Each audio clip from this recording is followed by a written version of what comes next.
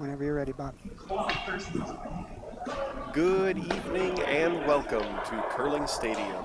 We are broadcasting live from the Four Seasons Curling Club in Blaine, Minnesota, here at the Curve U.S. Open of Curling. 9 teams are competing this weekend in a triple knockout format for the championship round. Tonight we're bringing you the fourth draw from Sheet C with Team Shuster versus Team Casper. And joining me is U.S. Olympic curler John Benton. Welcome, John. Hey, Bob. How's it going today? It's going well. Super excited for this, our first broadcast here on Curling Stadium. It is extremely exciting. Well, I see they've already thrown a couple of rocks here. Of course, Team Shuster, most of our fans will know them from the 2018 Olympic gold, and Team Casper, young up-and-coming team. They just won the Nationals. Oh, did they? They have fun all over the place. Yeah, it's really an interesting team. I don't know Danny Casper that well, but I've worked with most of the other players on the team. Sam Stress here delivering the rock. Just an amazing young group of guys. I've known Ethan Sampson for a long time and his family. Happy to see these guys having a ton of success. So I'm really excited to see this matchup for our first game. I am too. Yeah, I'm really excited to see this game. If anybody wasn't watching these guys play earlier, Shuster played against Team Tuma and won 8-2 earlier this afternoon, and Casper lost to Dunham 7-2. So a couple of women's draws earlier as well, and you can find all of that information, of course, out on the website as far as all the scores and standings. We'll be running static views of the rest of the games when we're not broadcasting over the weekend. So please tune in. You can find those games on Curling Zone as well, Four Seasons Curling Club website. This game can be found, of course, on those spots as well as Facebook and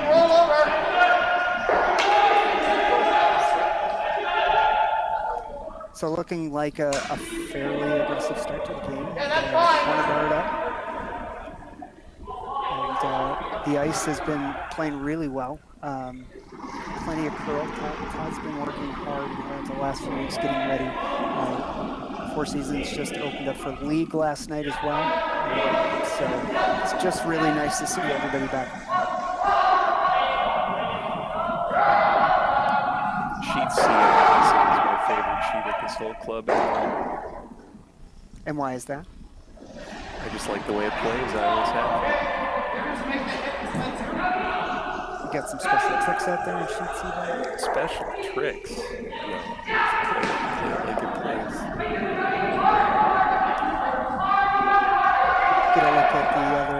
scores, the other games that are happening adjacent to this sheet. Smith versus Brundage, of course, this game. Violet versus Ronan, and Dunn versus Lynn.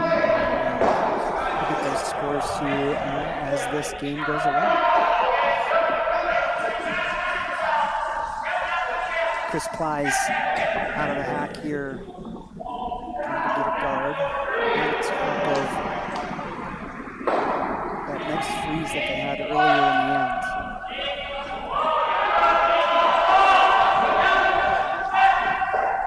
Be interesting to see if there's any space there.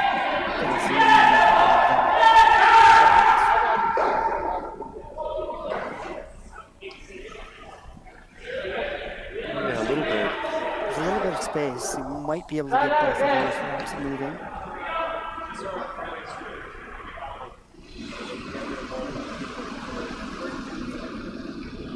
What do you think?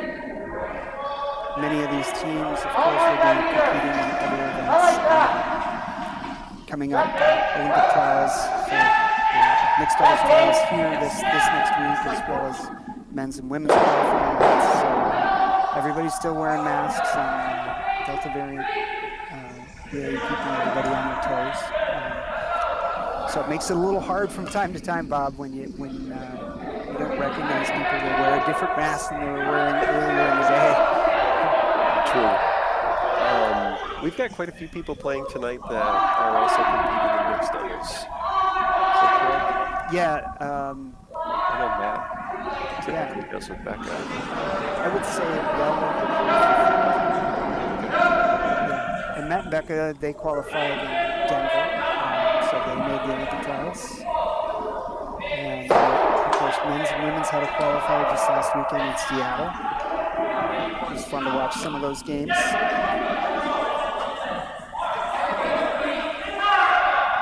Some of our own curling stadium teams out there. Exactly.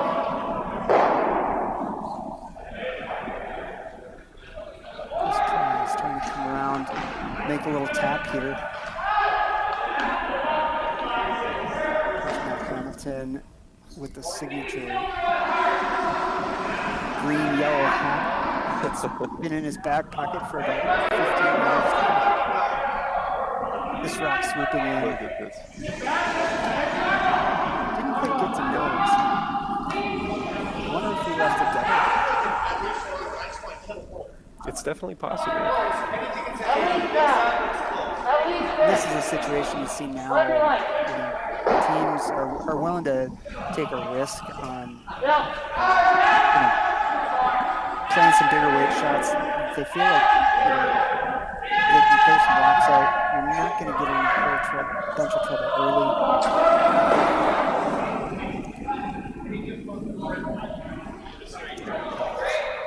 Firm weight.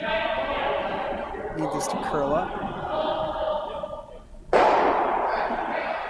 Beautiful.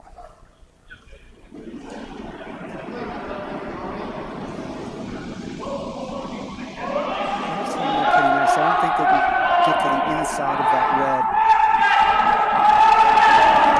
Pretty tight to come out. It would be.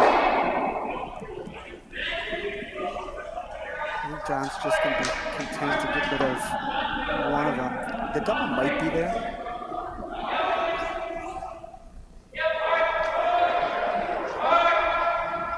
That would be pretty tough.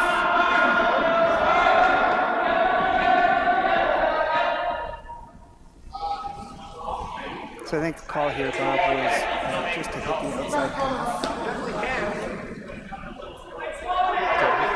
and save their shooter. Where does he want the shooter to end up sitting? I think he'd like to roll away so he doesn't leave a double.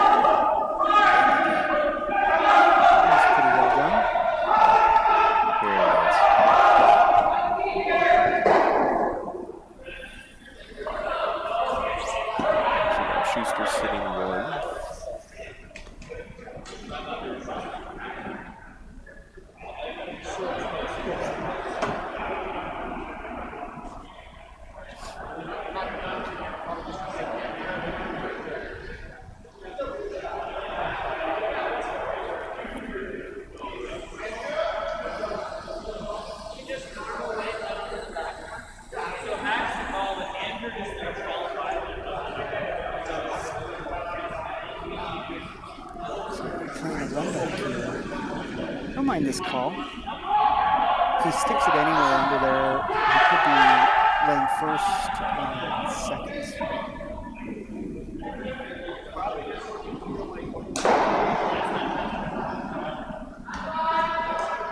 Quiet wait. Yeah, it is. Go to hold it. That's a nice shot. Wow.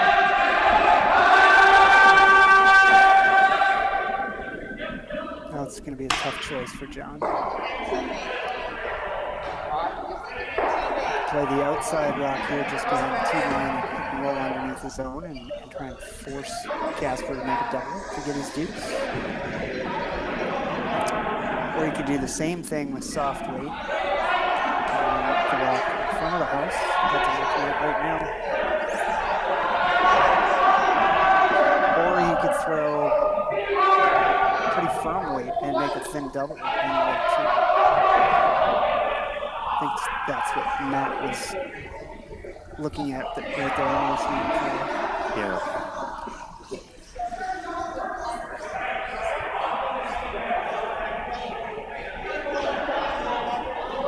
Boy, what I would give for these overhead views when I was out on the ice. You'll see that a lot actually in competition, right? Where if we have the advantage of an in-house monitor over the ice in the arenas. I think there's a couple of good shots of me just staring up at that big board. Why not take advantage of it? Exactly.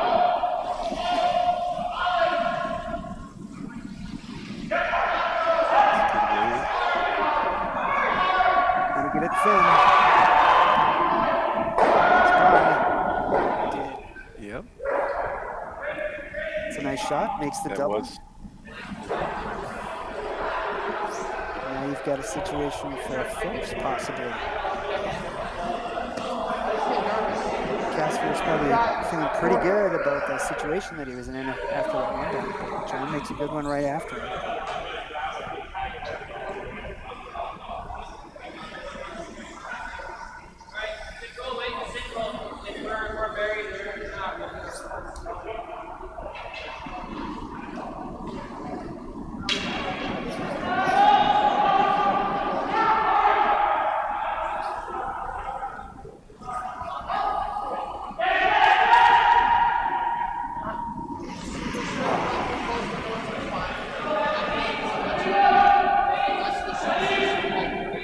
The draw? Yeah, he's got to be drawing. Got to get full forfeit here.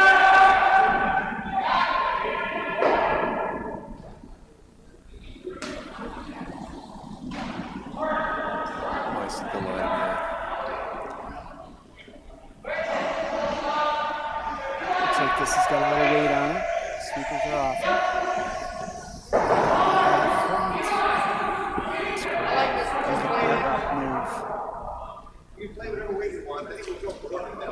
Quite around. Just a little light. So that'll be a steal one for Shuster. So, pretty good start by them. And imagine being able to stream every curling game from every sheet from any event, be it your Wednesday league game, bonspiel, or corporate event. Curling Stadium offers an all-inclusive streaming solution featuring high-quality cameras, ease of use, great reliability, and minimal installation. Offering your sponsors customizable ad space on your streamed curling games and being able to sell video packages to your corporate events for increased revenue. With Curling Stadium, you can stream to any device, be it your mobile phone, tablet, or computer. Push the feed to your desired platform, be it Facebook, YouTube, or any other social media. Curling Stadium is simply the way forward. Where it's commonplace in other sports to televise every game, we want to do the same. Curling is a global sport, and it's time it gets the coverage it needs. Make your curling club the next Curling Stadium.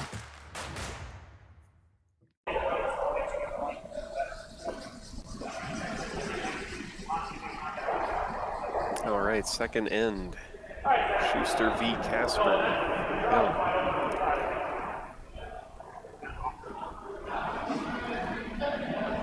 right. Let's see how Mr. Casper wants to develop some offense now. I really think he felt pretty good about his situation there, and John made a nice double towards the end of that end.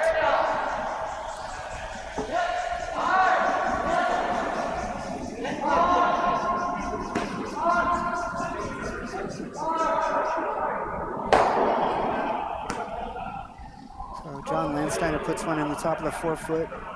Casper comes after it for the hit. John will return the favor, but I would be surprised if we don't see a corner guard.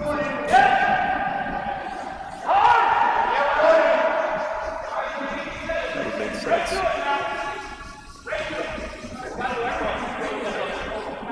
Let's go a little bit here.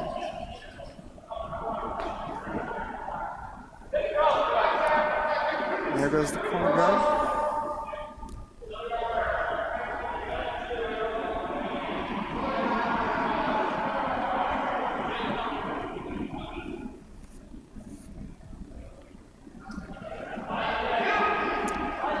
So like you said, Bob, this team, Casper, they're kind of from all over the place, and they've all played on separate teams. Coleman Thurston here, the lead, skipped for quite a while at the junior level. Oh, okay.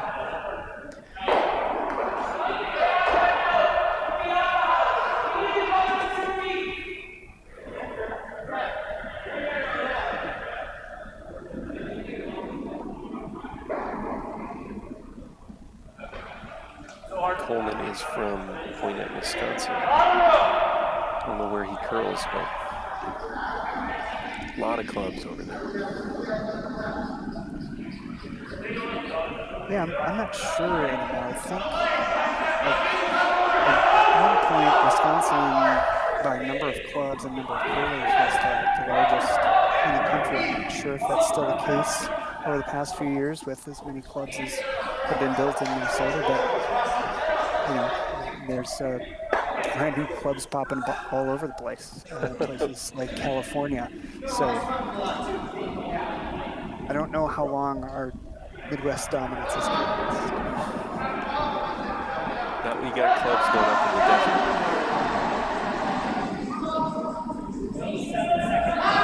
It is great to see this thing as much as it is. Wow.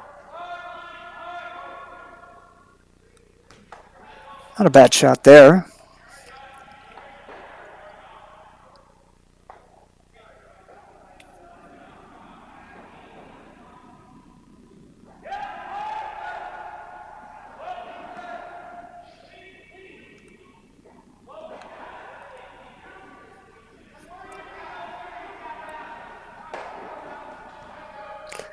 Open hit.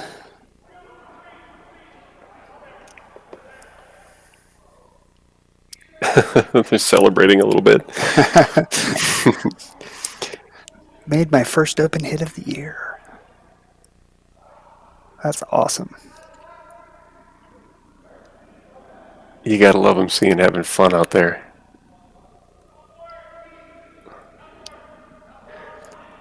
What's an interesting story. I had a chance to talk to John Shuster a little bit this afternoon when he got here, and this is really the only event that they're playing in before the Olympic trials. Just between mixed double stuff that they've all had going on and a few other conflicts, they just weren't going to play in other events. And of course, COVID travel restrictions as well create kind of an issue. But you know, it's going to be interesting to see with as dominant as this team has been, you know, whether you know, Corey Dropkin, Rich Ruonen, whether they're going to be challenged for the right to go back to the Olympics. It's definitely a variable that's going to have some different changes for everyone. I know there was a lot more of that even last year as people were unable to go up to a lot of the events in Canada and elsewhere. That's started to open up more now, has it not?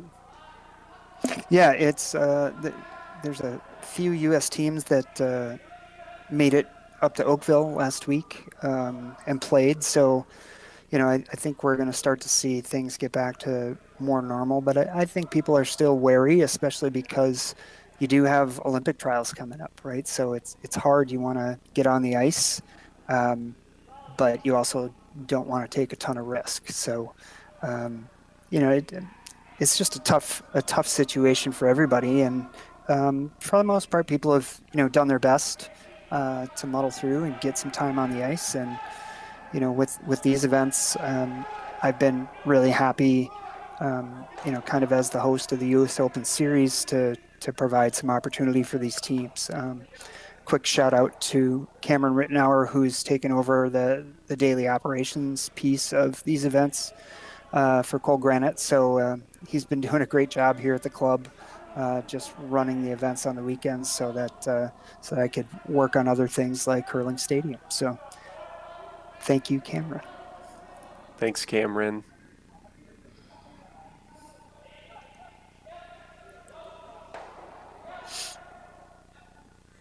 Another open hit. Yeah, pretty boring end here for us to do a lot of talking, Bob. Well, that's how these back and forth hit games go. Yeah, I was a little surprised to see them start this end that way. We used to always say that 8 end games, it's really hard to waste ends. You 10 end game, it seems like it goes on forever and ever and ever. An 8 end game really doesn't last that long, and if you blank an end or two, it's over in a heartbeat. It sure makes a difference, 2 ends.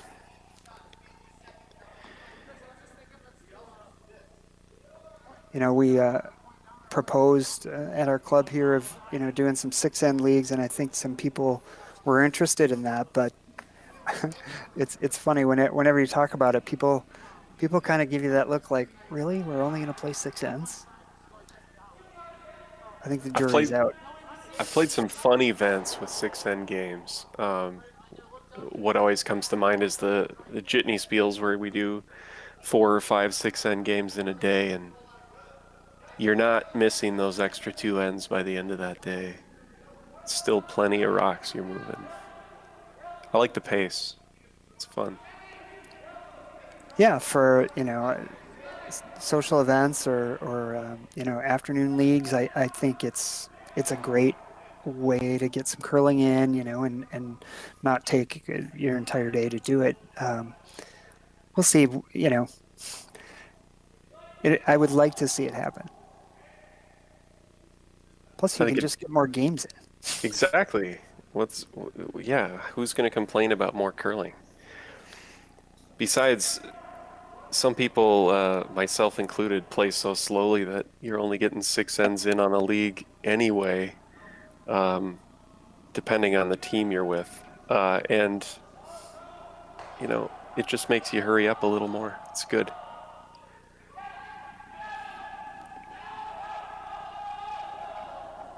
Unless something drastically changes here, Bob, this is bound for a blank. I'm just saying. Yeah, I feel you.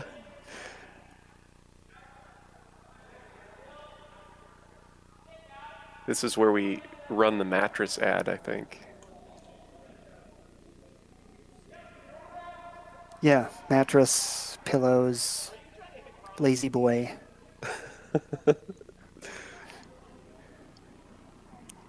Lots of opportunity, actually.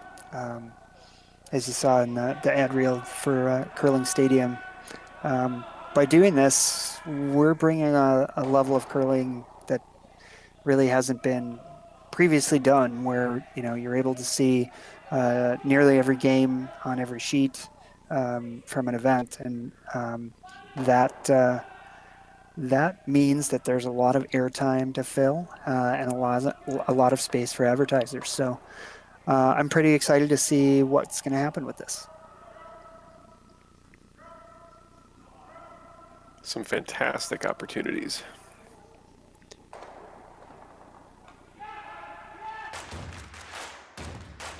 Imagine being able to stream every curling game from every sheet from any event, be it your Wednesday league game, bonspiel, or corporate event. Curling Stadium offers an all-inclusive streaming solution featuring high-quality cameras, ease of use, great reliability, and minimal installation. Offering your sponsors customizable ad space on your streamed curling games, and being able to sell video packages to your corporate events for increased revenue. With Curling Stadium, you can stream to any device, be it your mobile phone, tablet, or computer. Push the feed to your desired platform, be it Facebook, YouTube, or any other social media. Curling Stadium is simply the way forward. Where it's commonplace in other sports to televise every game, we want to do the same. Curling is a global sport, and it's time it gets the coverage it needs. Make your curling club the next Curling Stadium.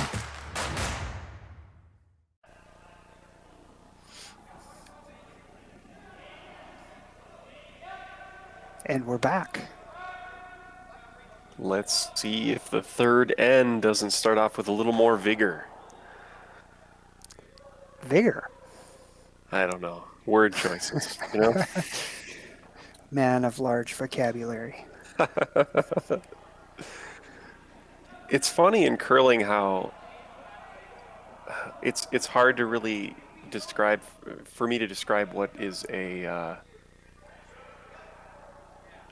aggressive way to play, I guess. Because sometimes it seems the opposite of what you would expect in another sport.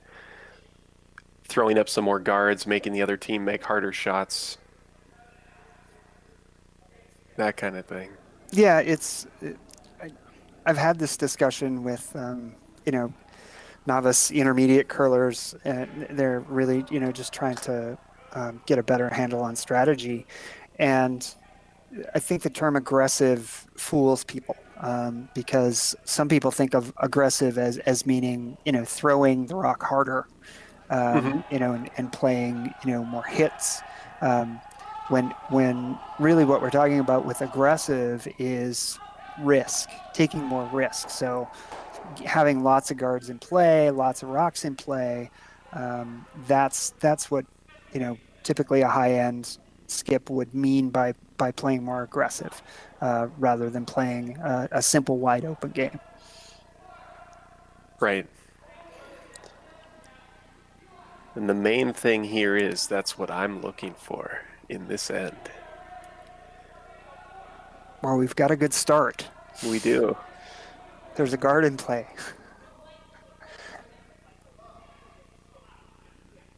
Nice come around freeze there by Team Casper.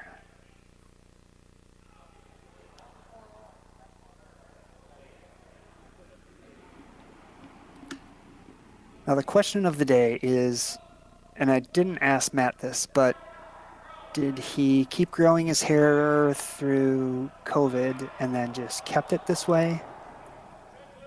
Or is there another reason? To donate it to Locks for Love. Exactly. I don't know. I'm just guessing. But now maybe we signed him up for it by making the proclamation. By making the proclamation. I think we should.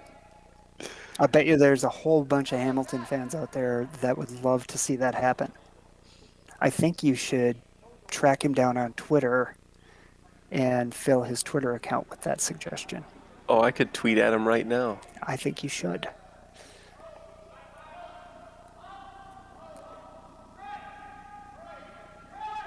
So that freeze that Matt tried to throw a little long, rubs off and gets to the back of the rings. I think you got your wish here, Bob. Going to have a lot of rocks in play. That's perfect. That's the kind of end that I love. And I think you're right.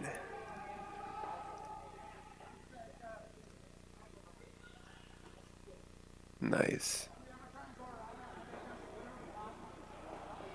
Nice string of rocks there. I think John's going to have to do something with this. Either come around to there or open up the front.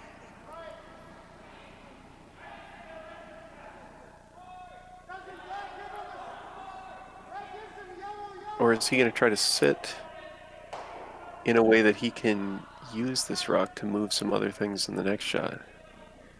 Why does he keep calling right there? Yeah, I think the call here is to come around and freeze to shot rock, Okay. and the pro side miss, as we would say in the business, is to be a little bit short and be corner frozen to the red and the top 4 foot. I see. Yep. This one's out there a ways. Still needs to finish. Plenty of curl in this ice.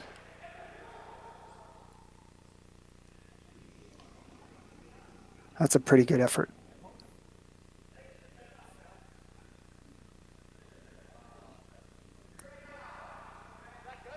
So the question becomes, Bob, if you're Casper, what do you do now?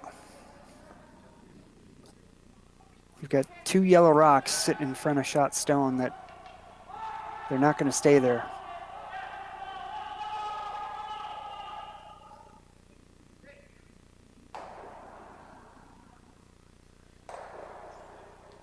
No, they're not. He wants that one gone. I think he wants to keep his nice little defensive line. So there's a little risk in this. Obviously, if you hang this one out there, it's going to probably pick your rock off of the button. But if you throw a good rock here, just hit it pretty close to nose. Ah. So they played a trick on us, Bob. They were calling that intentionally, knowing that they would lose that yellow rock in the back. It leaves Shuster's shot rock. Why did they do that? I think they felt like they were in a pretty risky situation with, as I said, with those 2 yellows sitting up front. I don't know that was necessary, but if you hit what you can see, you're probably just going to set up a double anyway. So it was almost like they didn't have a choice. Okay. So now that leaves us in the strange situation of Team Shuster throwing a guard with the hammer. Oh, I'm sorry, they don't have the hammer. Because they scored in the first. I'm sorry. I was reading that all wrong.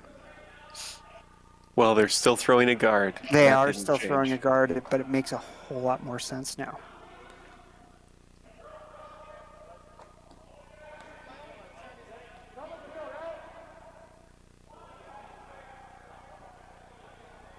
And now we're looking at a double peel, I'm sure, for Team Casper.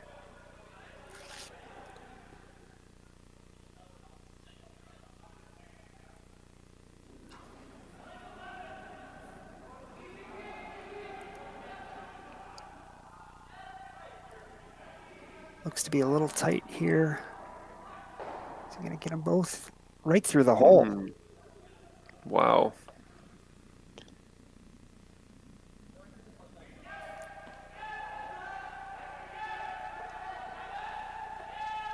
So I think that guard goes right back at this point.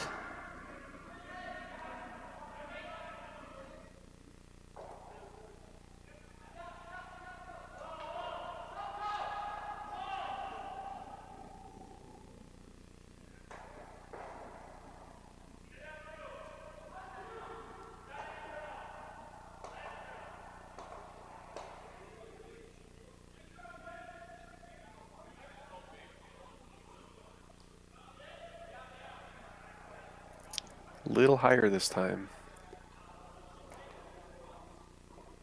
Yeah, that might set up a little easier double for Casper.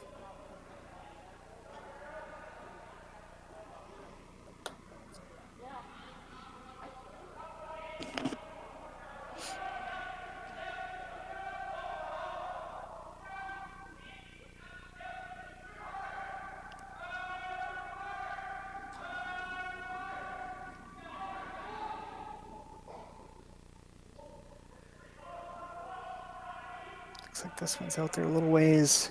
Can you get them both moving? Nope. One's going to stick around.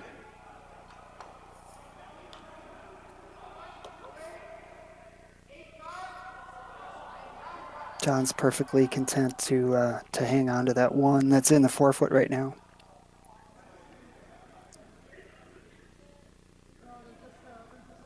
You're saying he's not going to get greedy about points? No, I think, at this point, he can throw another guard. At that point, Casper would have to make a decision. Is he going to go under and try and outcount John with his first rack, or is he going to try another peel? If he's not successful with a double peel, then John's just going to go around. So Shuster really has the advantage right now.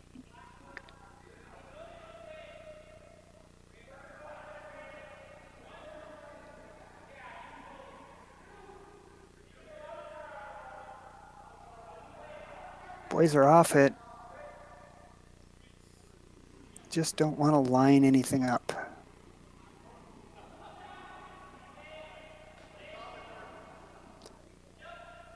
It's just a little longer than he wanted. Looks like Casper's lining up the double run back here. Yellow, red, red, yellow.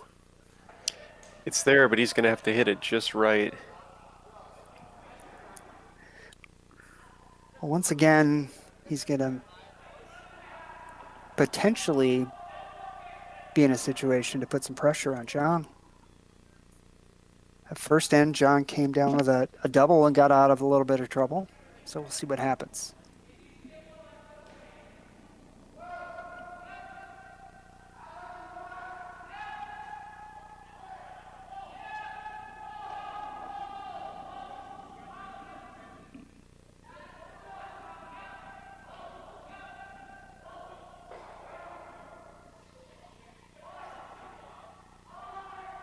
It's got a curl.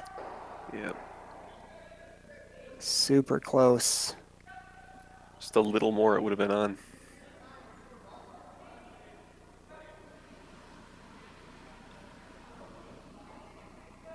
I like the way he threw there, Bob. Most people, they're thinking, oh, I gotta move 4 rocks, so I'm gonna throw a missile down there.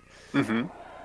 Really, all he was trying to do was move that yellow out of the forefoot. So I really liked kind of, down normal weight, try and keep rocks hanging around. You got to love that finesse.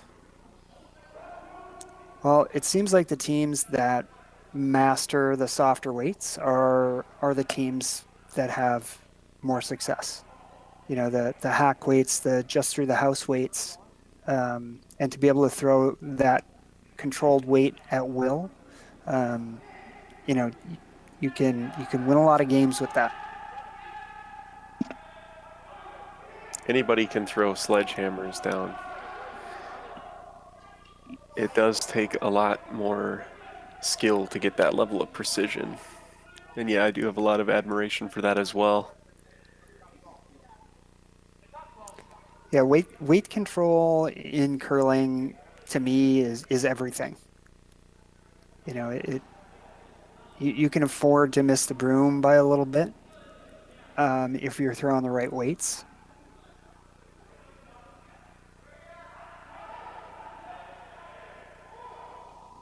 It's when you get that combo platter of you're a little wide and a little heavy, a little narrow, a little light. So John's coming right in here. Gonna freeze right up there, a little tap.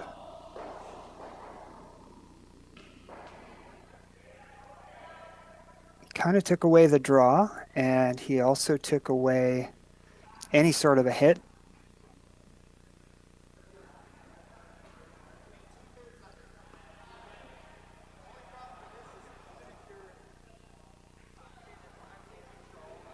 Looks like they're still going to try to hit. They are. I suppose he could hit about half of this. I'm not certain that he can roll his shooter far enough off of that rock. He might be able to get 2 out of this. If he hits the top yellow, about a half a rock, he could roll far enough to get 2. Sweepers are waiting on this one. Now working it hard. I think that's curling too much.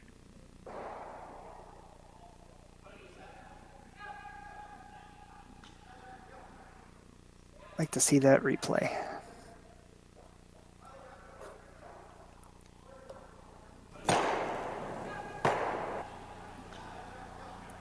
Oh, like to see that replay. And my replay technician waited too long. That's I didn't give him the call soon enough. That's funny. It's a nice replay of cleaning out the house. Exactly. That was just excellent teamwork. We'll get this right sooner or later, folks. So that's one red one for Team Casper. We're 1-1 going into the third end. Yeah. Into the fourth. Fourth. That's right. I got Can't you forget all. that extremely TH, exciting not second H2. end.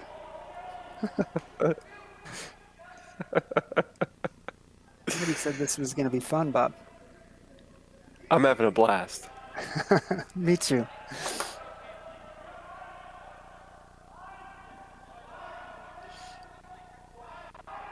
One, playing the fourth.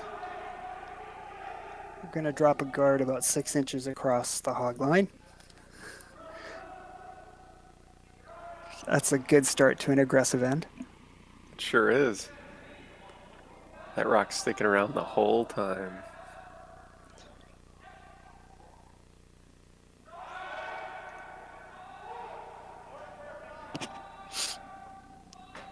Brenda Jupp on Smith 2-1. Don't have the update on our game yet. In that score window, 2-0 for Ruinen and 4-1 for Team Dunham. I will say one thing. Being at the club here all the time, one team that's at this event that's been playing really well, and it's not surprising to me, is Team Dunham. They have worked as hard as any team in the country, and they finished second last week at the Olympic qualifier. And I just want to recognize their hard work and their effort. It's nice to see that. All of these teams work hard. It's a lot of dedication. It's a lot of miles to fly. It's a lot of time. And I just think it's nice to see it paying off for them. That's wonderful.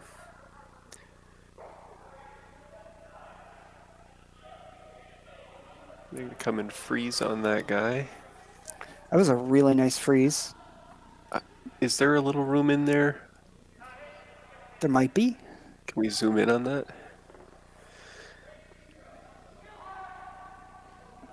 There we go. Yeah, there's just a little bit of room. Not a lot. That's likely to be there for a while with this this guard just over the hog line. Yeah, that's lined up really nicely.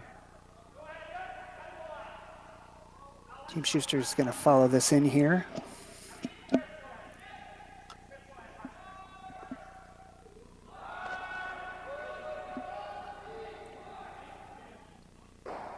Got a little separation there. That was a really nice shot by Mr. Landsteiner. Comes down, makes the tap, and creates an angle there so they can actually get rid of that red rock at some point.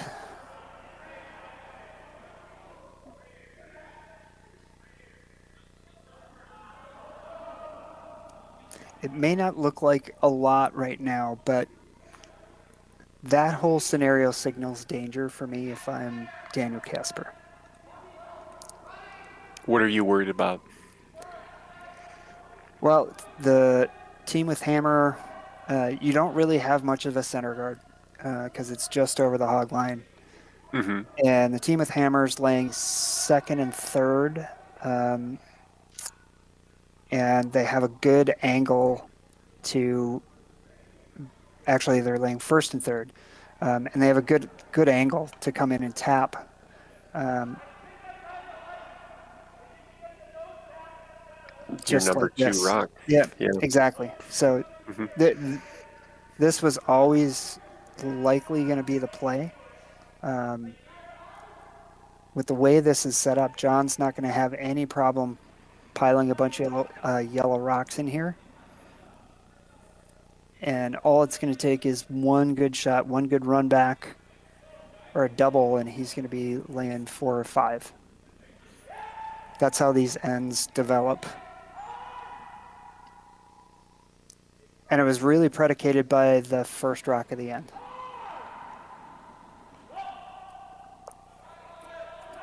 That high guard. Yep.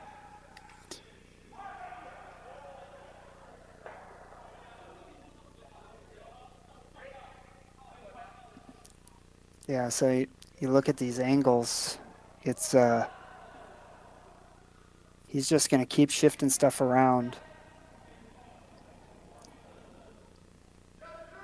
There's not much that Casper can do with those rocks without No. losing his own. So he's kind of forced to throw another rock in here.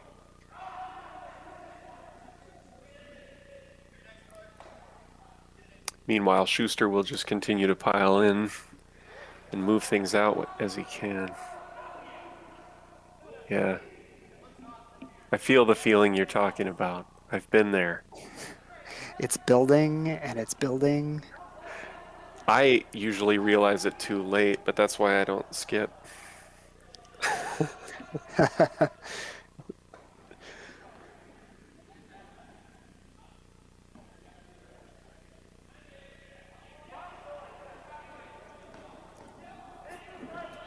For anybody that's just joining us, we are at the Curve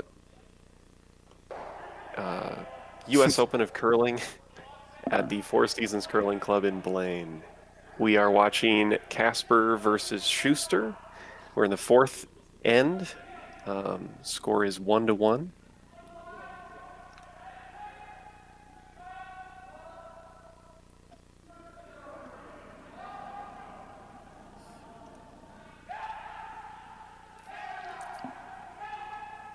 So Casper makes a good freeze into this pile. Might save them a bunch.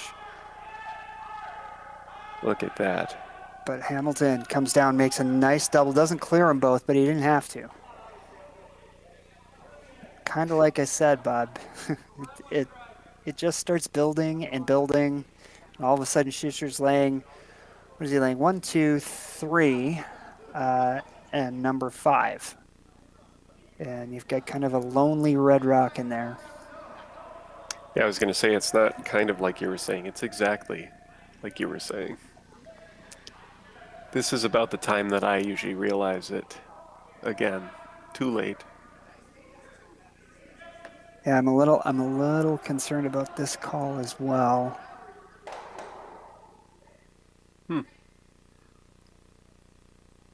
It's all right. They got a decent roll out of the shooter, which is going to help them. Leaves Schuster sitting 1, 2. It's going to be 1, 2, Casper's third, and it's a toss-up who's fourth. It looks like Schuster to me. Schuster's still looking at a multiple score here.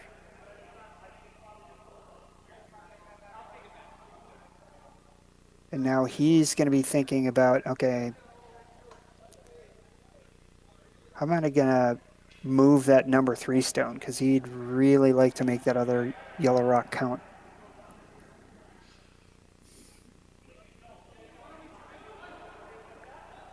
Just try to exert as much pressure as he can on the young Casper team.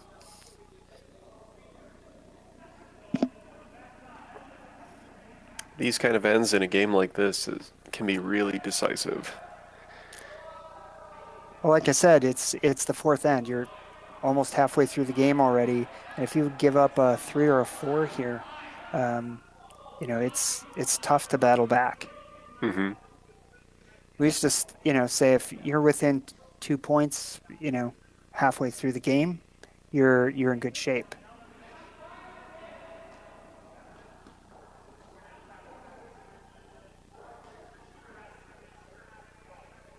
Yeah, if you're finding yourself just trading the hammer back and forth, taking a point or two here and there, that's sticking around.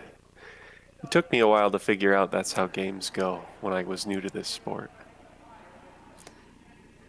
So if we could get that close up again. Looks like they're thinking about throwing a freeze in here. Just pile another yellow rock in there. The question is that red rock on the top of the 4-foot, that's right on the center line. Team Casper can actually access that. They can tap that rock. So there's a question here on how are you going to get another scoring stone in there? And it looks like they're actually going to go out to this wide one. This red rock on the right.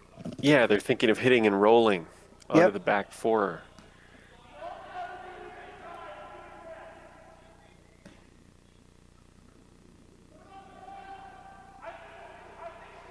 Or, maybe.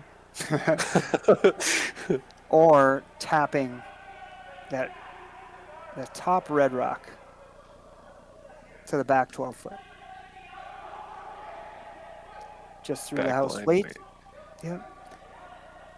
And here's the interesting thing. I noticed the way John called this is he quickly, you had to read his body movement, but essentially he told Chris, it's all right if you hit the guard here. We have the hammer. So if you take that center guard off, that's not a problem whatsoever. Looks like they're going to be by the guard. They really want to clip this top red one if they can. Just not quite enough. And they actually bump the Casper stone into frozen for second count. Yeah.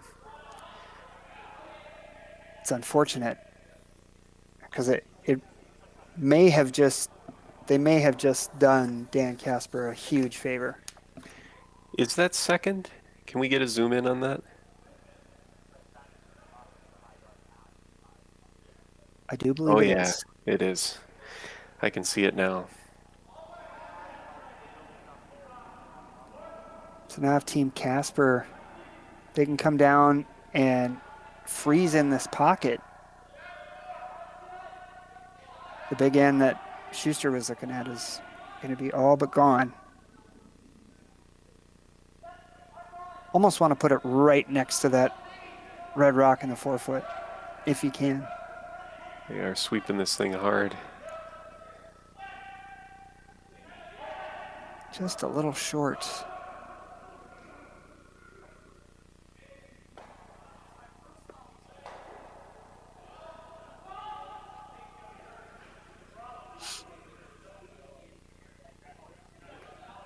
Now you got a big question. Do you go hard to get a big end because it was looking so good for you right now? Because I think John is thinking that he can access that pair of stones right there in the top of the house with big weight. Spin the right one back, probably onto the other red stone in the 4-foot, and kind of jumble everything. He's considering a lot of options, but that's John Shuster. It's like I can sometimes not tell what he's calling because of how many things he points out. Now they're looking at coming off their own. Mm-hmm. You could potentially make a decent double here, or a hit and roll. I'm not sure what the hit and roll does. gets a rock between two reds. That's, so that Casper won't have a double run back. You also, there's a little bit of danger here that you might come off of this yellow and bump them in for shot. That seems like an absolute possibility, yeah. And this might be a field goal. And that's exactly what happened. It is. He did leave himself laying second and third and maybe fourth. But this looks a whole lot different than it did a couple of rocks ago. Yes, it does. Wow. Oh, I think red's fourth. You're right. Maybe 4 or 5.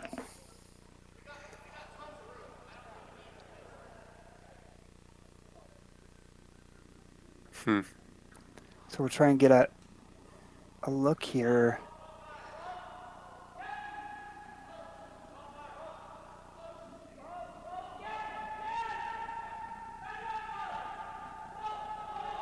And Casper playing the hit and roll. He's got margin for error here. You can hit a little thin and still catch on that Shuster rock in the back of the forefoot. Dramatic turn here in the fourth end. We knew it was going to be a big one. We felt it at the beginning, I remember.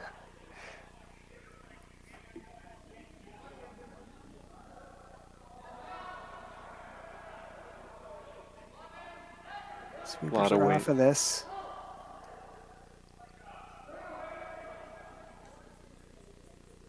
Really need to get the roll on this. Don't want to leave it sit there.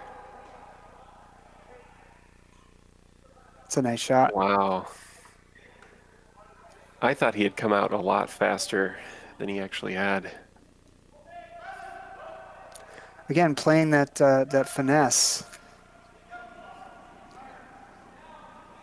Shuster think that he's got a quad here. Oh boy. I think he does. He hit the outside half of this rock with a steamroller. Oh, this will be interesting.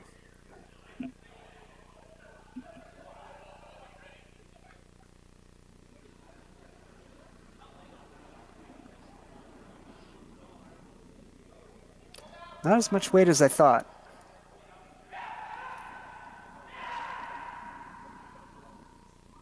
Outside half. There it goes. Wow. Beautiful. Wow. Replay that. Outside half. There it goes. Great Wow. shot. Look at that. And we're back to Shuster laying Shuster. 3. Mm-hmm. Just an easy quad there. No problem. Wow, what a dramatic end this has been. Shuster building and then made one small error, and all of a sudden Casper was laying a bundle. One shot later, Schuster's laying 3, and now Casper's got to make a double here to stay out of trouble.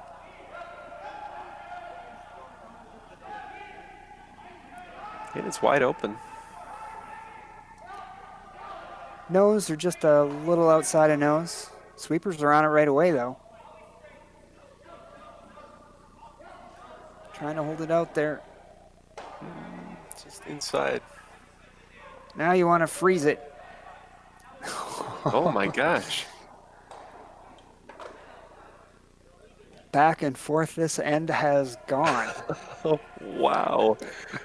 There's a little space there. A little more than they want, maybe. But I don't think that was the A call, but he'll take it for sure. yeah. And again, he's not throwing bullets down there, and good things can happen. You throw some control weight. So John's doing the smart thing here. He's just going to take his one.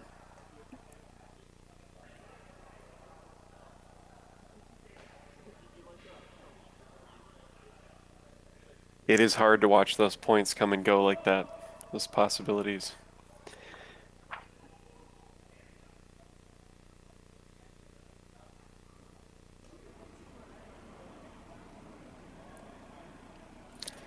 And of course, John has to do the unenviable thing as a skip is come out and throw firm weight and follow it up with a draw. It looks like he pulled the string on that one. Little light, little tight. Gives up the steal of one. What a dramatic end, Bob. Wow, that was fantastic. Let's get another one of those.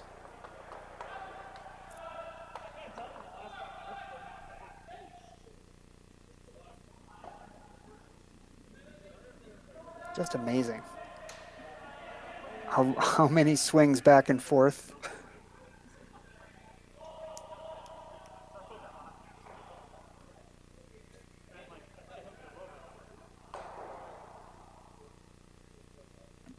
So I'd like to be a fly on the wall in that team meeting for Team Casper. How do we keep this lead? we got 3 ends left. Exactly.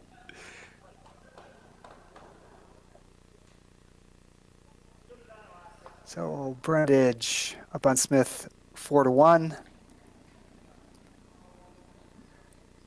2-1 for Casper here, actually. That'll get an update in a second. 2-1 Ruinen over Violet, and Dunham up 4-1 on Team Lynn. Fifth end here on sheet C.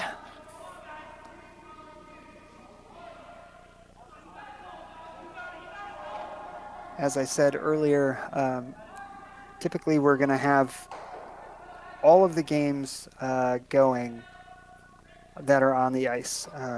We ran into a little network issue tonight, so we only have the feature game tonight. But for the rest of the weekend, you should expect that you can catch all of the action wherever you're picking up this stream, whether it be on YouTube or Facebook, on our webpage at Four Seasons Curling Club, the Curling Zone website, or any of the other platforms that you're going to find Curling Stadium on. Thank you guys for tuning in. I know everybody's been desperate to watch some curling, so hope you're enjoying the show.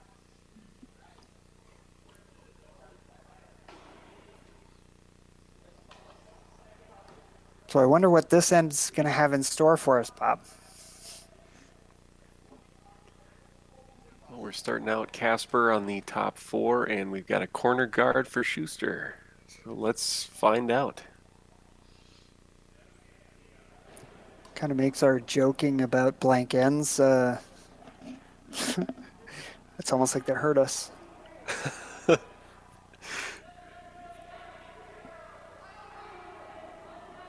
You mean you're not broadcasting our commentary into the arena for them?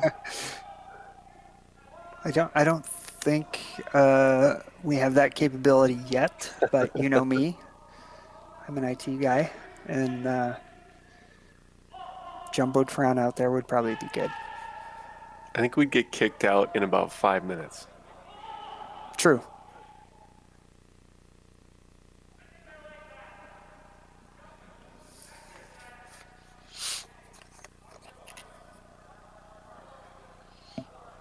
So corner guard went up. Center guard. I didn't see the call here.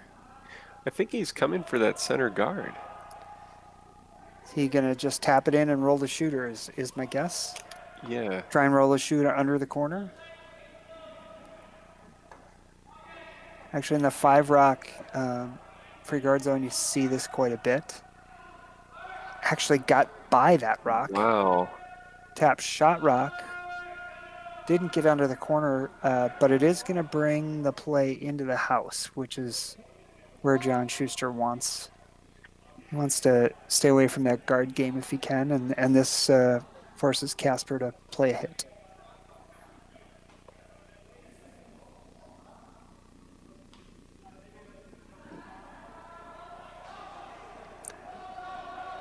A little curious he's playing the out turn at this.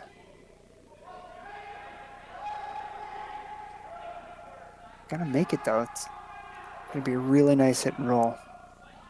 Nice shot by Yeah, Sam it is. Strauss. Very nice.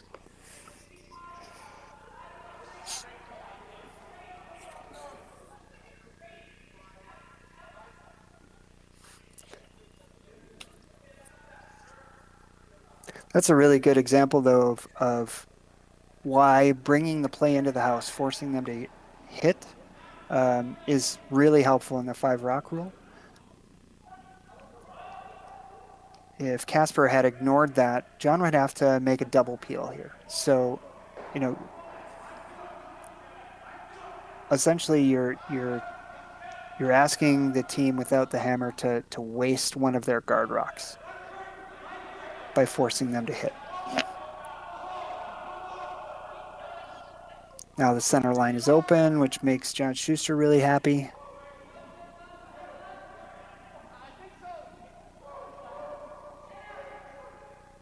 Casper's calling to set something up high in center. Yep.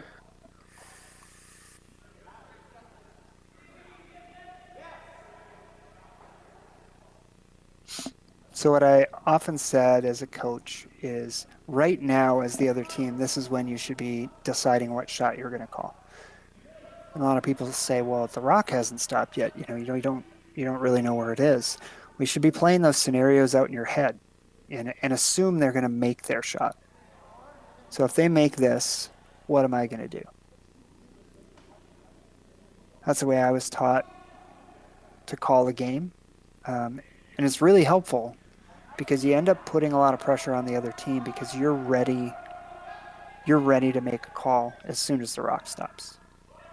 Well, I think it's that component that is exactly the reason why they call it chess on ice. Thinking ahead, strategizing, and not only are you thinking, if they make this shot, what am I going to do, but what are the two most likely possibilities of them not making this shot going to end up with, and how do I play off that?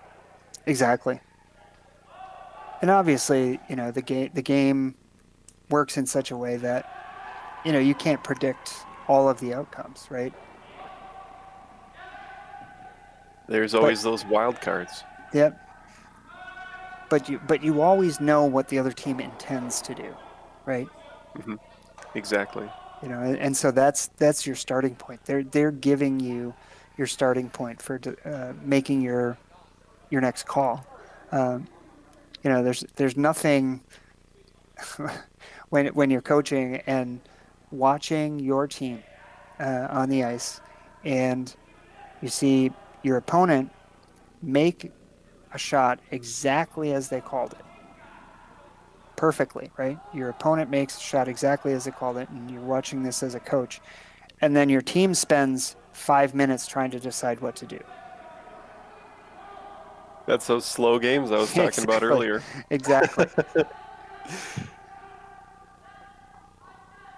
Trying to come around. Are they going to get it by? They do.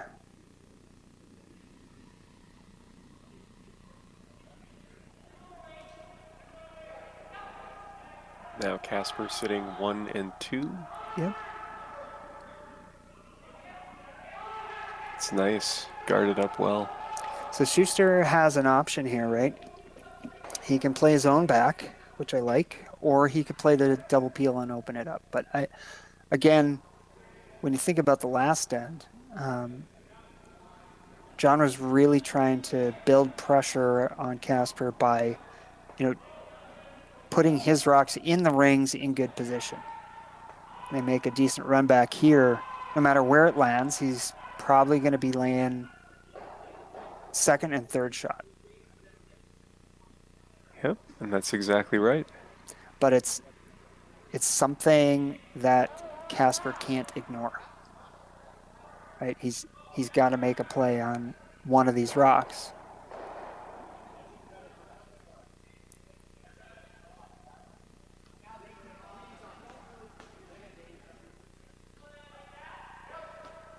I was wondering if his team might ask for that.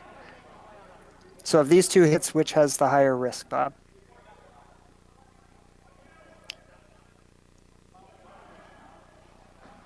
I would think the far left rock, the one that he's not taking. Why would you say that?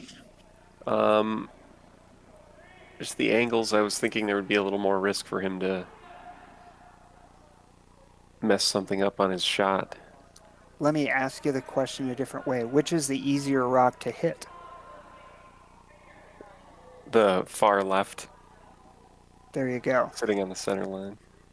So when I say risk, what I was alluding to is that getting by that guard to hit that rock in the top of the house I see. is going to be a tougher shot. Um, so I kind of like the team taking a second here to talk this through, because if you wreck the center guard, John's going to come after that red rock in the back of the house, and now he's going to be sitting 3, and you're going to have to scramble to not give up 3 and maybe more, depending. So this is a situation where you just take the simpler shot. Worst case scenario, you leave him a double here, and he's laying 2. Hopefully you can hold him to 1. Best case scenario, make a good roll to the back 4-foot, and you're looking at a steal or a force. I think this is going to have some decent roll to it. Yep. You don't want to leave a double, though. That's perfect. It's in pretty good shape. Good outcome.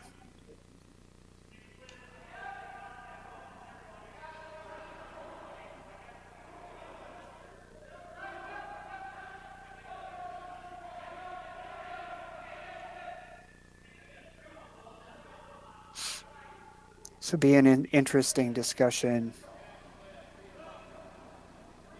You can't quite see all of that red on the left there. Yeah. So it's not like you can make a double or a hit and roll. It might be a situation where you try to tap your yellow guard into the rings and roll your shooter away to open up that double. That's a call that I would probably make rather than drawing in here.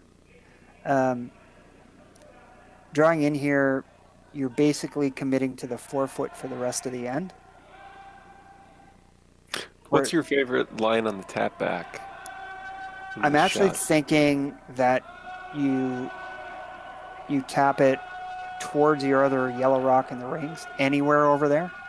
Okay. You just got to make sure that you roll your shooter far enough so that you can have access at that double. Right? You want to get access to that red rock on the left. I see.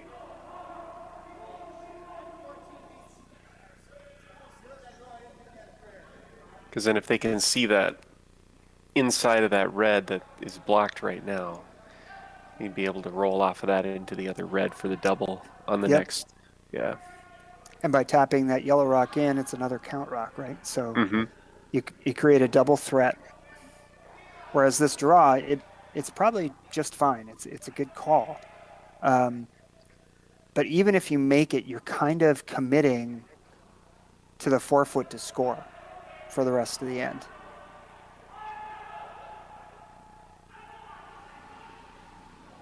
Got to get it past their own. Yeah, I see what you're saying. Oh, nope. Little late.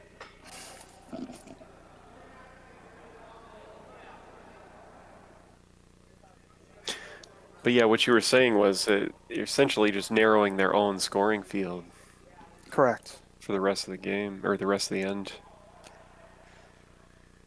Yeah, because that with the guards out front, there's almost no way you're going to play a hit in there to move that red rock off the back 4-foot.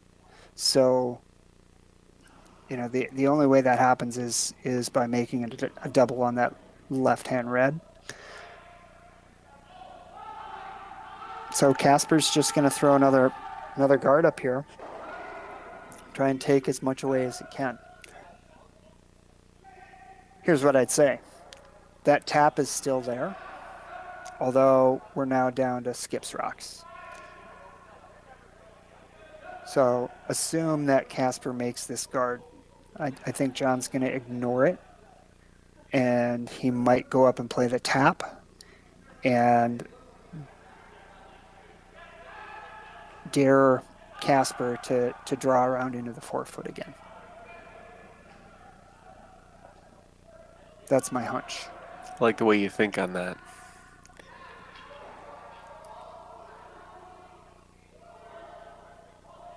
Because when you think about it, Shuster, he's already going to be shooting against 2 as it stands right now.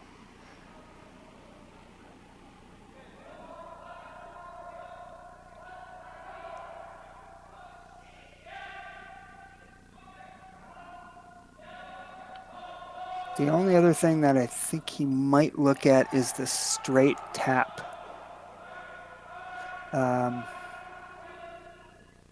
No, he can't see enough. So the pair of yellows that's in the front of the house, the rock that's on the center line, I think John might be trying to get to that one with back 8-foot, back 12-foot weight. And kind of split those 2 rocks and get in for second count and maybe leave himself a run back on his last rock. Okay. Yeah, I can see that.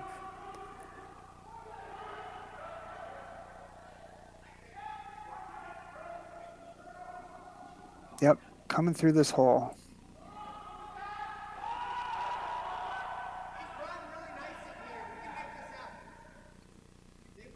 Wants to push this hard. Didn't get the split, but he does get in for shot. It's a really nice raise. Yeah, it is. So now the question is, how does John Shuster get 2?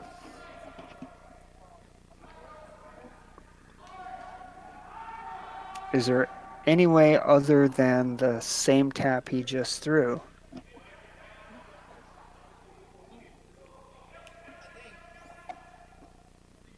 I think the same tap he just threw would be the best bet. Mm-hmm. It's not the only shot, but it's the safest. Yeah, I think if Casper makes this guard, the only other shot John really has for 2 is the raise of the yellow rock. We'll get a look at it here in a second. There's a yellow guard that's on the right-hand side of the sheet, but that would be risky because he could potentially pick his shot rock off. It's hard to see the angle, but I don't know if the angle's there. I think he might have something in between them. Yeah. So this yellow rock out here on the right is the one I was looking at, but I think you're right, I don't even know it's there. Now, Casper can't line this up for him. Just a hair deep.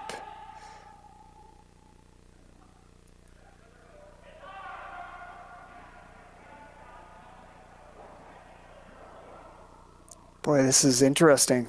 He could play the same shot, but he's got to get it to curl just a little more than his last one.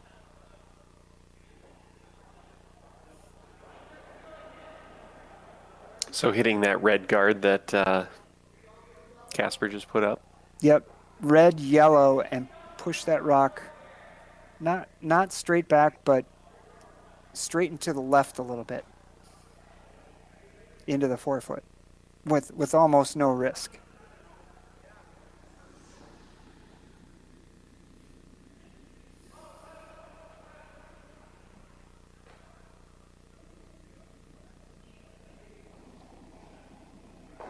Yeah, even a complete miss is just going to block things up even more for Casper to do anything. Oh, he's playing the straight run. And that's a miss. So, going to be a tie game. Going to be a tie game here after 5 between Casper and Shuster. We'll be back in a minute. Imagine being able to stream every curling game from every sheet from any event, be it your Wednesday league game, bonspiel, or corporate event. Curling Stadium offers an all-inclusive streaming solution featuring high-quality cameras, ease of use, great reliability, and minimal installation. Offering your sponsors customizable ad space on your streamed curling games and being able to sell video packages to your corporate events for increased revenue. With Curling Stadium, you can stream to any device, be it your mobile phone, tablet, or computer. Push the feed to your desired platform, be it Facebook, YouTube, or any other social media. Curling Stadium is simply the way forward. Where it's commonplace in other sports to televise every game, we want to do the same. Curling is a global sport, and it's time it gets the coverage it needs. Make your curling club the next Curling Stadium.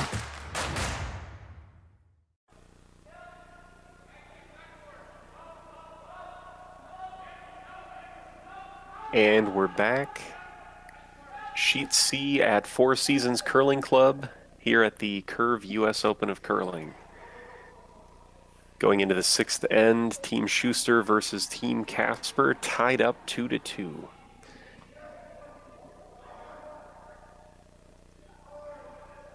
Some pretty interesting ends after a little bit of a slower start. But we got some good action and some good shot making by both teams those last couple of ends. We sure did.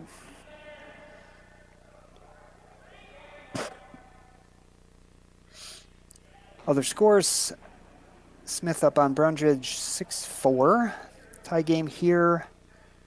Violet and Ruinen all tied up, and Dunham up 5-1.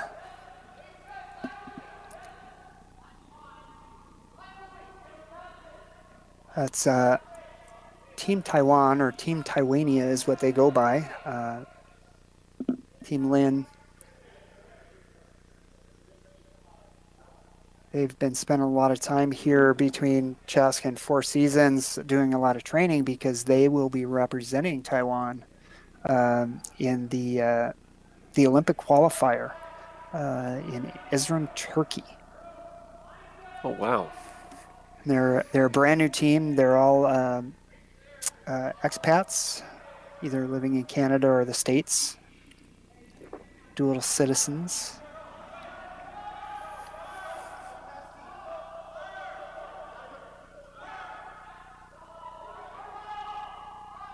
Am I wrong, or does Casper have hammer this end? I'm going to say you're wrong, but you're not wrong. Don't be picking on me. I don't know who that graphics guy is. Can't keep up with the game.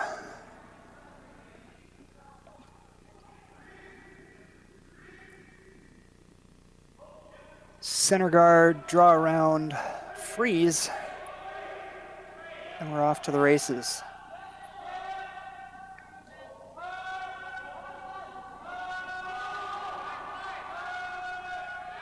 Team Casper trying to get all the way around this stagger in the front of the rings.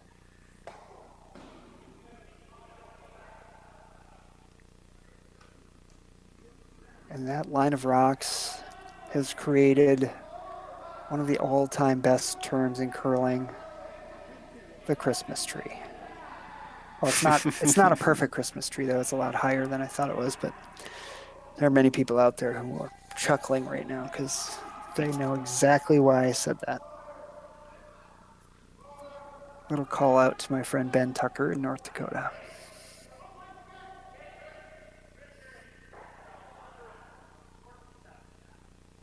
Team Shuster coming around. Would like to get this rock to sit in front of the tee line. Right on it. It was a nice draw by Matt Hamilton. That it was.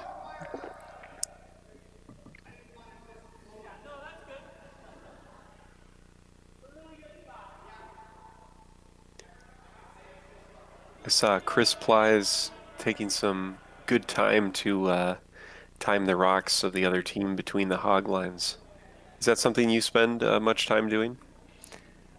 So I'll tell you, funny story is that the way I was brought up in the game by my dad is that um, between your shots, you do everything that you can to get an advantage. So, timing rocks, watching rocks.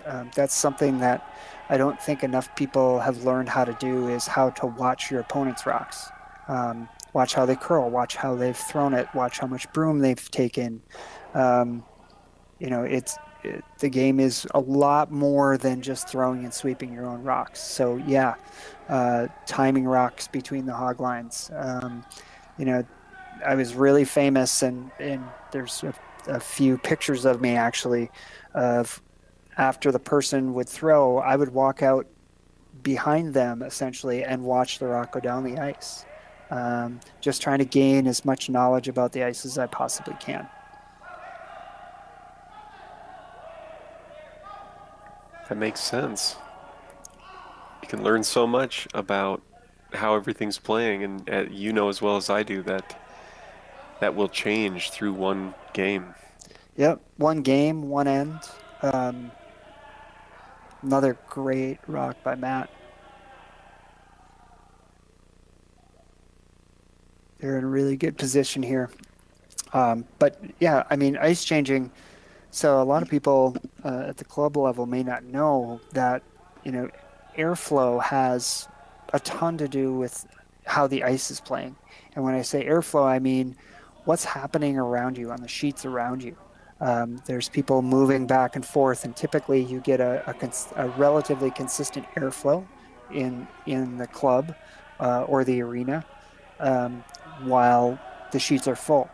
Um, but if the sheet next to you leaves, all of a sudden that changes the airflow, it changes the temperature, and so you probably don't see it as drastically in a club scenario as you do in an arena, but it's something that top level players pay a lot of attention to at championship levels, right?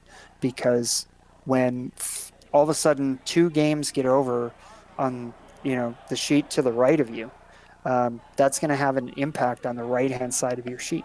There's absolutely no question. That how much impact you don't know.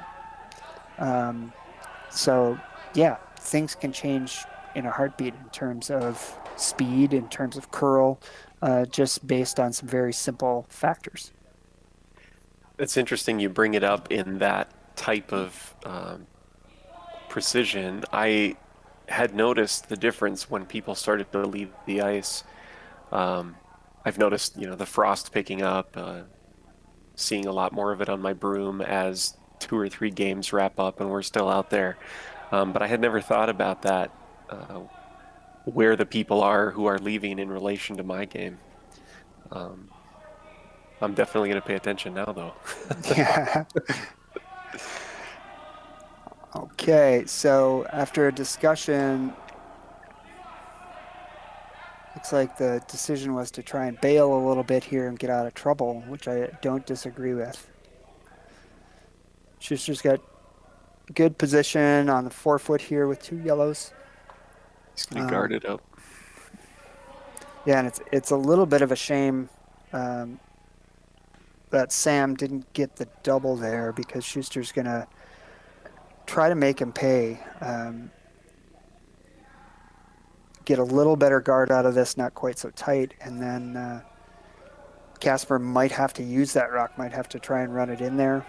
My guess is he would peel again, but we're getting down to late in the end. Thirds, first stones.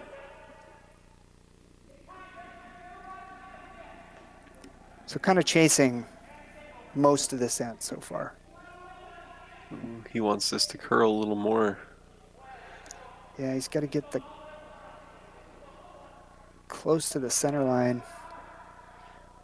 That's okay. He left that red rock fully exposed, and like I said, gonna get the run back here. You do this right, you could make a run back double. Potentially leave both of your rocks either partially or fully covered under guards.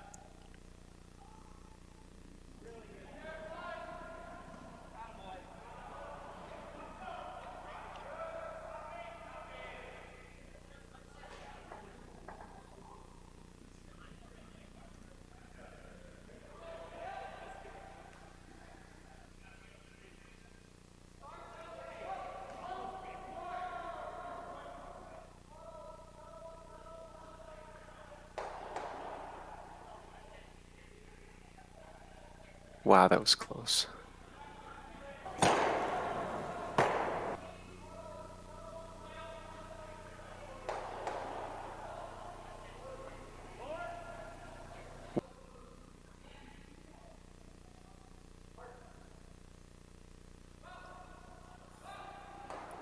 You could see how close that was to a double.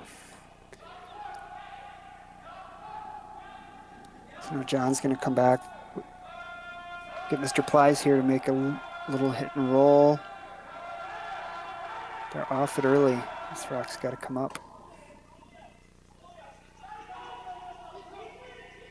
Really got to curl.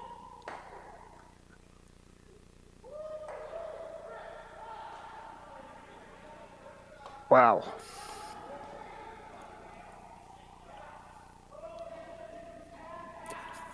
That was some good sweeping by Mr. Landsteiner, and that's all I'm going to say about that. I could hear the tension in your voice like you were out there.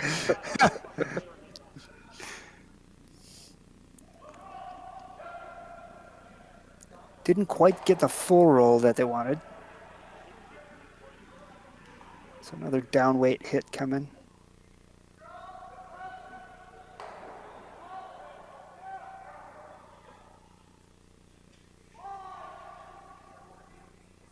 Trying to get this one to curl. This is fine if they can get it to hang on, but they can't.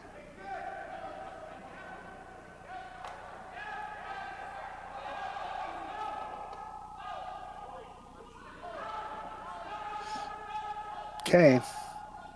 Here's the question that you hear a lot of people ask. So you don't have hammer here, Bob. You're John Shuster. Are you going to go out and hit that red, or are you going to play this draw?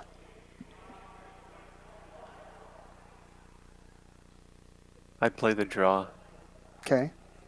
You going to do that in league? Yeah. Okay. Good. That's a good answer. I like that answer. You know as well as I do that there's a lot of people in league who just they refuse because they're worried, right? Mm-hmm. If I don't make the draw, then he's going to hit shot rock and he's going to be laying 2, right?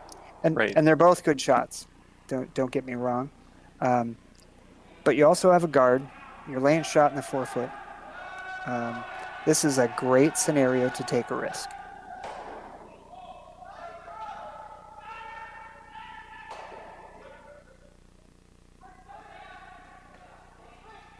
Got to get it by, which they do. Keep it going. Not quite. Just a little light. It's all right, though. It serves as a guard. It does. You know, that's, again, pro side miss. If he comes down and freezes to shot rock, or, you know, is a foot deeper than that and kind of chips off of it and leaves a pocket, you know, or a double. So that's, you know, it's kind of underrated and not talked about enough. But, you know, really thinking about, okay, what is the pro side here? What can I afford to be? A little bit light, so I leave a guard? Great. You know, it's trying to phrase it in the positive, of course, but, you know, thinking about those things, not just as the shooter or the skip, but the whole team, understanding, you know, what are your allowances on any given shot.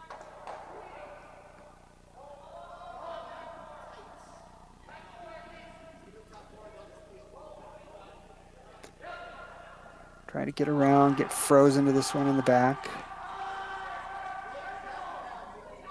Boy, is that curling. That curled a lot right at the end. And I think all the way around. Boy, that's a perfect freeze. Wow. Look at that. Great shot.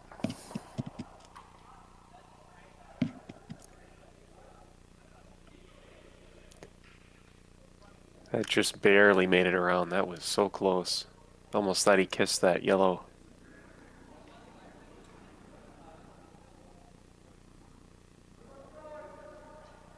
I love those shots.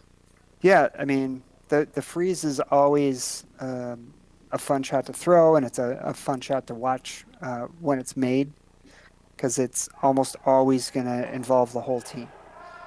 You know, and they're kind of not a Hail Mary or a desperation, but it's, you know, you're making the freeze for a reason, especially as a skip. Oh, did That's a good way to say it. John Ooh. overcook this a little? Casper's going to have a shot for two. If we could get a zoom in on that, just see how much of the 4-foot he's got to get to. He's got to get fully into the 4-foot for his second count.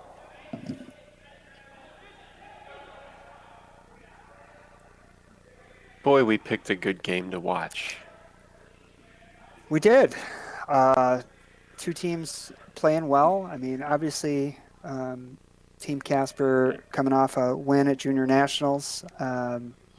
So a good team. And Shuster, of course, they've been on a tear, not just the Olympics. They've been playing well in just about every event they've played in, and doesn't look like the time off has hurt them a whole lot.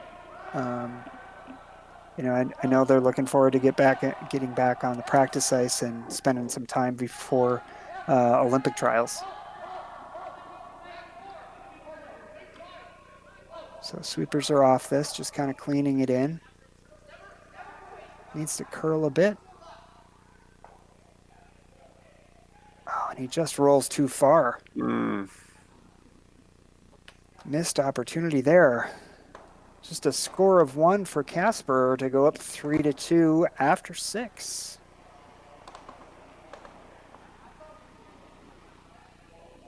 Shuster has the hammer now. Thank you.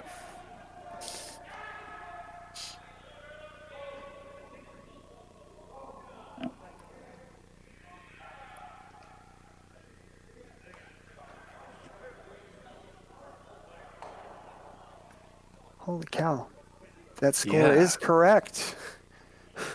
10-6 for Brundage. 3-3 Violet and Runin. 5-2 Dunham over Lynn. I happen to be at the club and I'm looking straight down the ice at sheet A. And it's a score of 1 red in the first, 2 yellow in the second,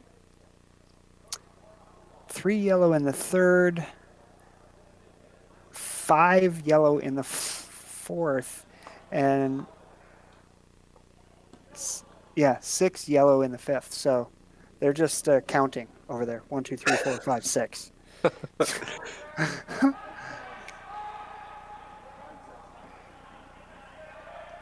I've seen some crazy scores, but that's pretty crazy. It seems to happen on sheet A here quite a bit. I don't know what it is about sheet A. Actually, I do, but I'm not going to say. So Not on the broadcast. That's a secret. Exactly. Exactly what it is. Sheet A has changed over the years, but it has always been a little different than the rest of the sheets. Yep. Well, I can tell you, we were super happy to get a second dehumidifier in the building last year. Was that last year? Boy. Oh, you know, COVID 2 years time. ago? Yeah, I'm calling it COVID time now. Yeah. I think it was in the before times. The before times. I like it. Second dehumidifier, and we got a mixing valve. So for those that don't know, our curling club shares the plant room with one of the hockey sheets at Fogarty Arena. And so we were managing our ice temp by flow rate, which simply meant we would push the brine through the pipes faster or slower. Faster meant colder and slower meant warmer. But that all depended upon what the starting brine temp was, which would change based on how busy the hockey arena was. So in the before times, we added a mixing valve so we can actually control the brine temp which has really made a huge difference in the consistency in the ice and the quality of the ice overall. Todd Burr does a great job here, and it's just gotten a heck of a lot better than that. I don't even know how he was making ice before we got that equipment, because it just he must have been pulling his hair out. But it's been nice.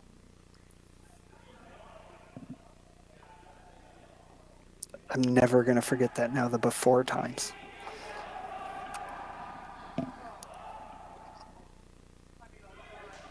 Makes me think of something medieval. Or apocalyptic. Oh, Bob.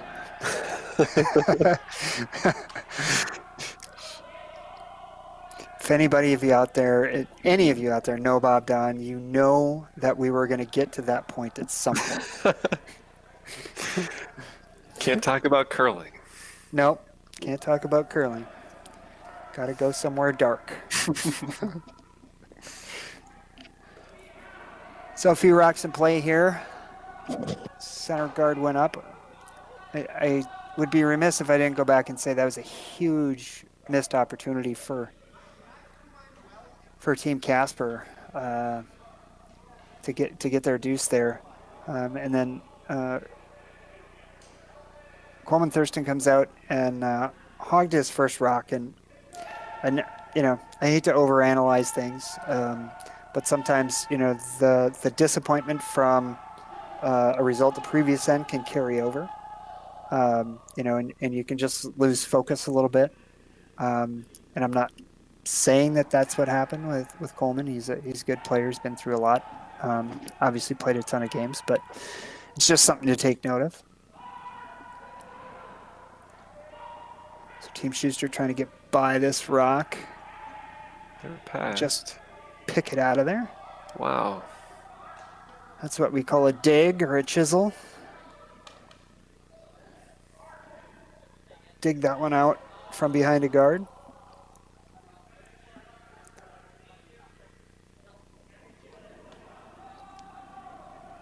And I don't want to keep harping on the missed guard, but I will just say again that that's one less guard that the team without the hammer has, and you see what a huge advantage that can be in the 5 rock rule.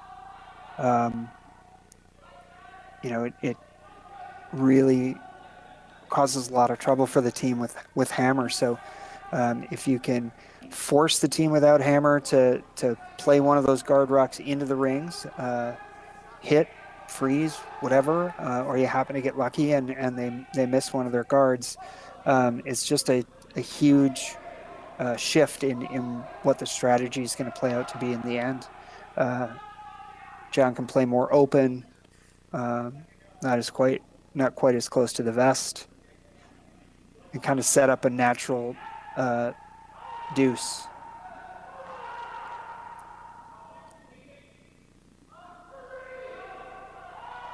By the naked eye, this looked tight out of Matt's hand.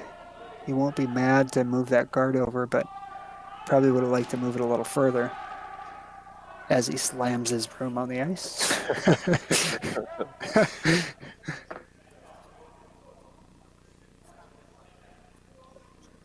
Yeah, he's beating himself up a little bit there. He is.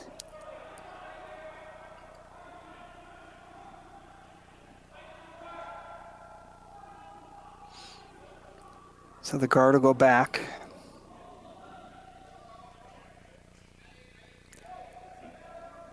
A little bigger margin for error because they already have a guard out front that's taking half of that side away.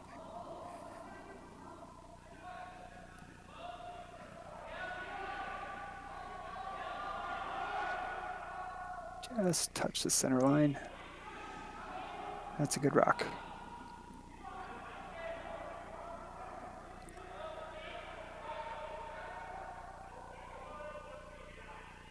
One of those two run backs.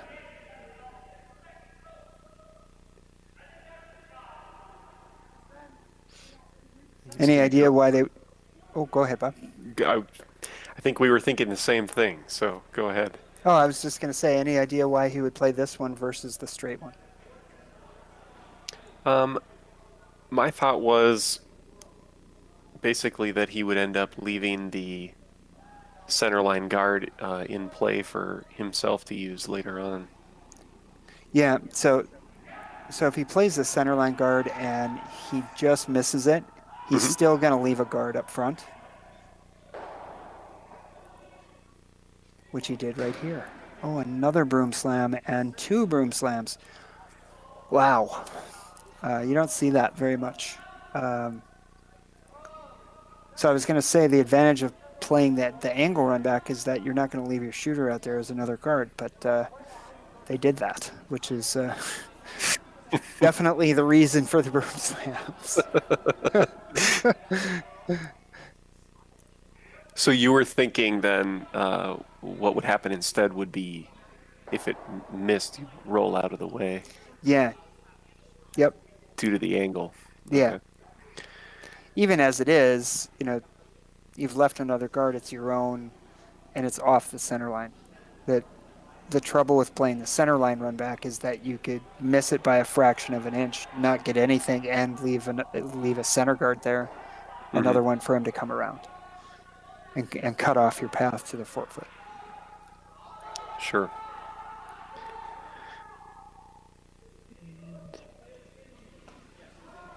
It's coming around. Maybe not as much as he wanted. Oh, that was good. Yeah, I think that looks good.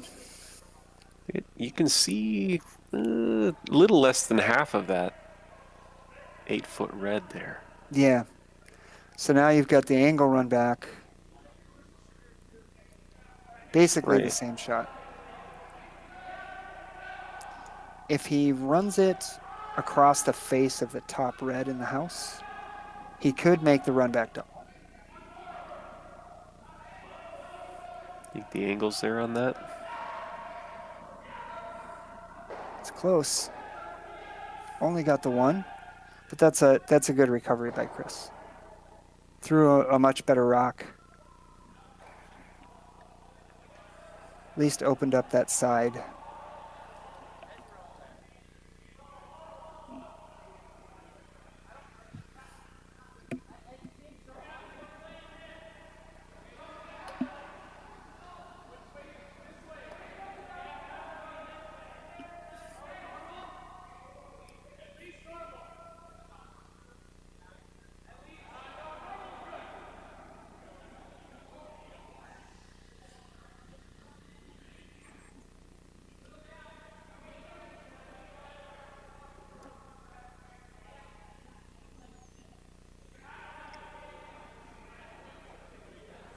Casper is taking a little bit of time to think about this one. And I'm back.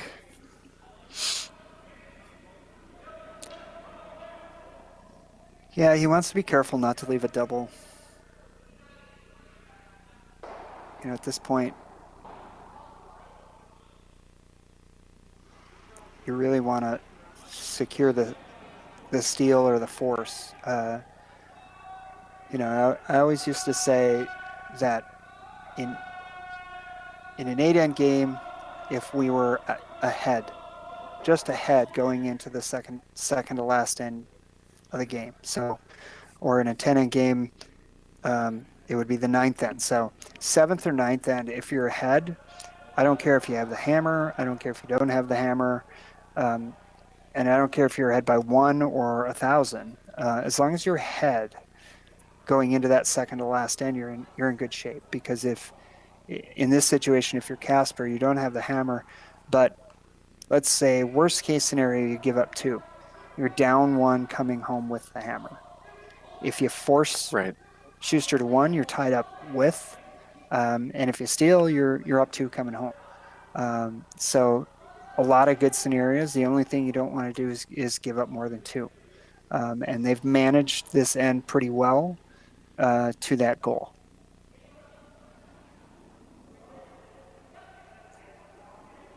Oh no, Matt's pulling his hair out.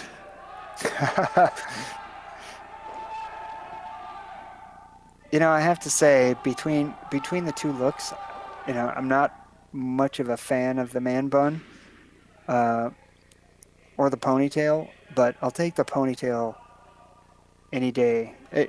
It's just an odd, it's just an odd look with the high brimmed hat and the long hair and the mask. Well, There's a lot going on there. you can do that with your man bun or ponytail.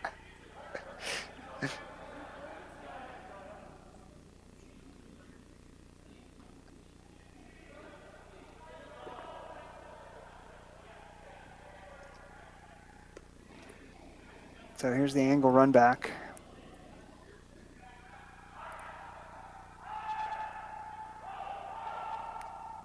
Kind of holding out there a bit.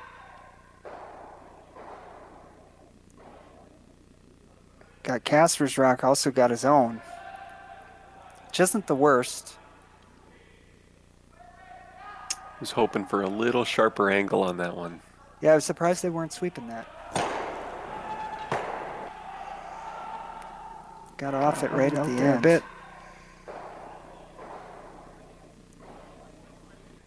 Really nice.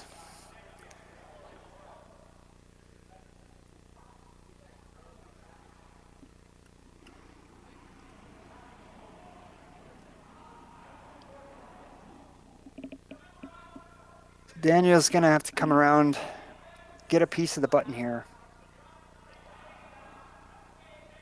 Most important thing is for him to be dead buried underneath these guards.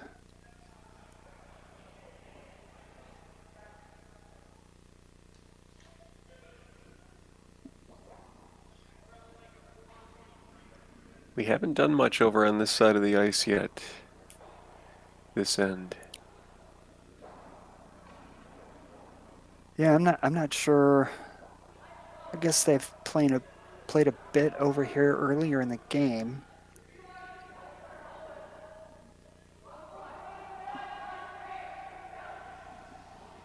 They were off this early and now it's moving. They're by the guard. Did they overcook this though? Looks like it. It's gonna Oh sit. yeah.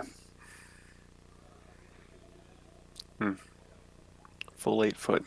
Yep, just a sweeping mistake there. I think they thought they were going to be a lot closer to the guard. Easy to do when you're seeing the rock finish so hard. So now John Shuster will have an open draw for two, or basically an open draw. Got to bite the edge of the 4 foot.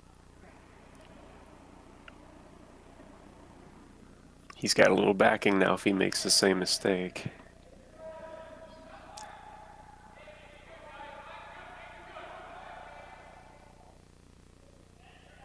Sweepers hit it early. John pulled the string on one earlier in the game. Oh, yeah. Chris comes out of the house. Boy, they got to get it all the way. Basically got to touch 4 foot. I don't think he's there. Nope. Just a little short. Draw weight has been a struggle for the Skips. That's the story of this game so far. And we'll see you in a minute. Imagine being able to stream every curling game from every sheet from any event, be it your Wednesday league game, bonspiel, or corporate event. Curling Stadium offers an all-inclusive streaming solution featuring high-quality cameras, ease of use, great reliability, and minimal installation. Offering your sponsors customizable ad space on your streamed curling games and being able to sell video packages to your corporate events for increased revenue. With Curling Stadium, you can stream to any device, be it your mobile phone, tablet, or computer. Push the feed to your desired platform, be it Facebook, YouTube, or any other social media. Curling Stadium is simply the way forward. Where it's commonplace in other sports to televise every game, we want to do the same. Curling is a global sport, and it's time it gets the coverage it needs. Make your curling club the next Curling Stadium. And welcome back. We're on Sheet C at Four Seasons Curling Club. for going into the 8th end of Casper versus Schuster here at the Curve U.S. Open of Curling Championships. Tie ball game. 3-3. Is. Casper's hammer, we've seen consecutive ends. Casper had a chance for 2 in the 6th and just overcooked it a little bit. And John Schuster just a little light on his draw there for 2 in the 7th. So giving up some points, and Casper will have the hammer here in the final end.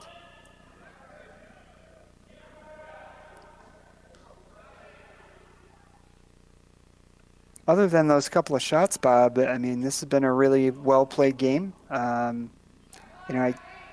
want to call it early in the season, but I know that, like I said, Casper just won a national championships and have been spending a lot of time on the ice practicing.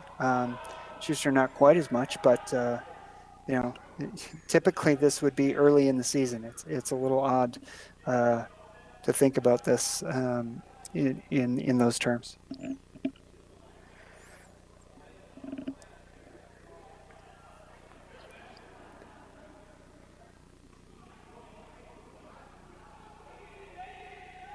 So Team Schuster gets the center guard put up, and a nice tick shot made by Casper. That could play big into this end. Obviously, they're wanting to keep the play wide open. So if all else fails, Danny will just have a draw to the rings to win the game. So you're going to see him play one more of these tick shots.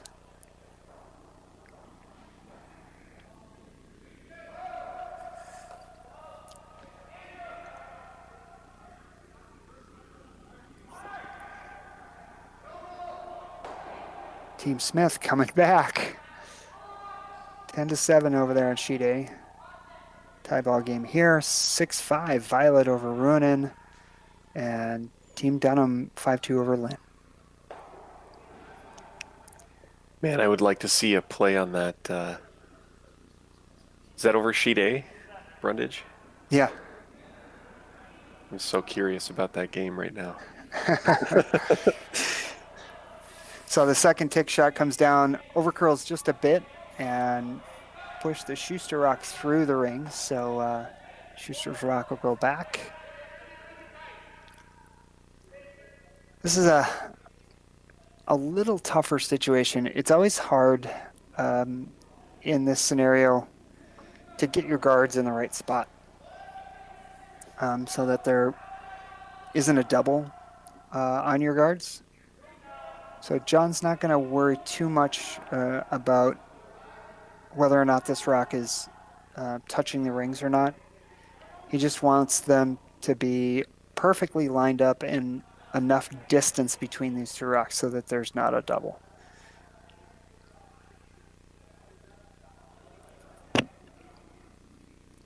It's just a little longer than you would like, but that's just fine.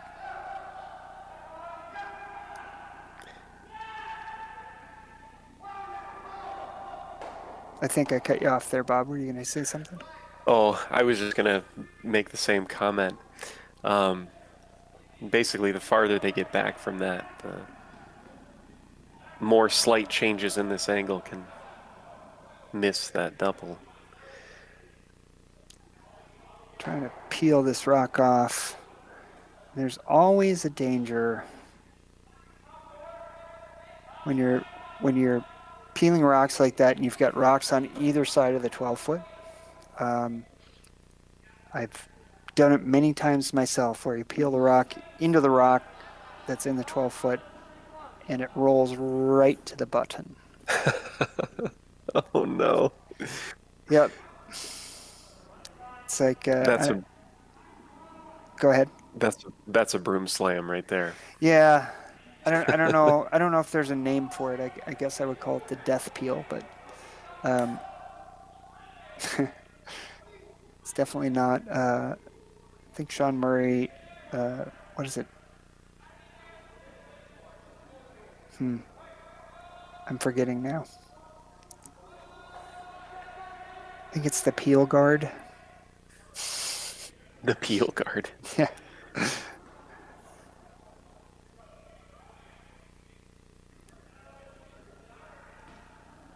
So guard goes up. Sam Strauss going to get rid of this. And this again. Watch this. So he gets it through the hole there. Just always something that I think about, which is probably why I've had that happen to me more than my fair share. Because I'm thinking too much about it. And he's just going to keep putting that guard back up. Yep. He'll be happy to put that back up.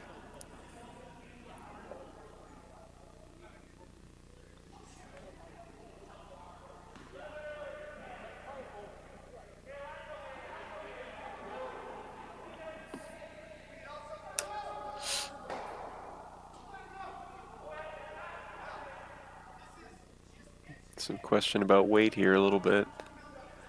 Yep. Just don't want to, again, you want to keep some separation here, but that's great position.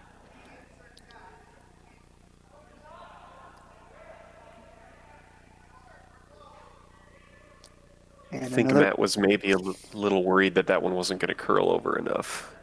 That's what that call was. Exactly.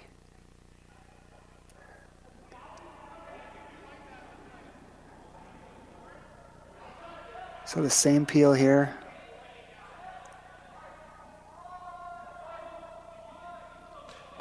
Gotta be careful. Ooh, he almost did it. He almost did it for me. I don't want to jinx anybody. That's not what I'm here to do, but I'll just leave it at that. He almost gave you the example. Yeah, I know.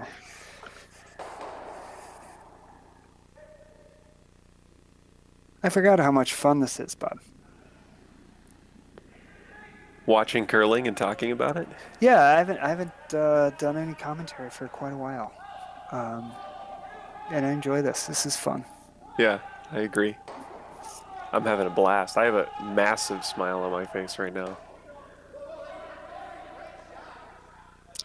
Well, I'm thinking that one of the next features of Curling Stadium will be that the on-air talent will get some on-air time with some video. Ooh. Another guard, another peel. This one's a little safer.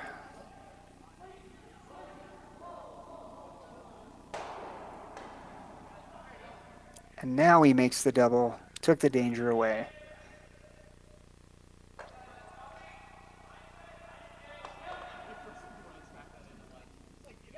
So guard, peel, guard, draw.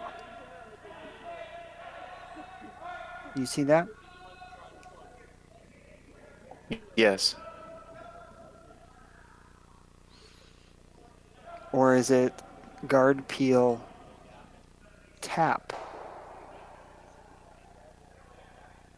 And force Casper to choose between a double or a draw. Oh, man. I do like the latter. Yeah. So I like. I've been on both sides of this scenario.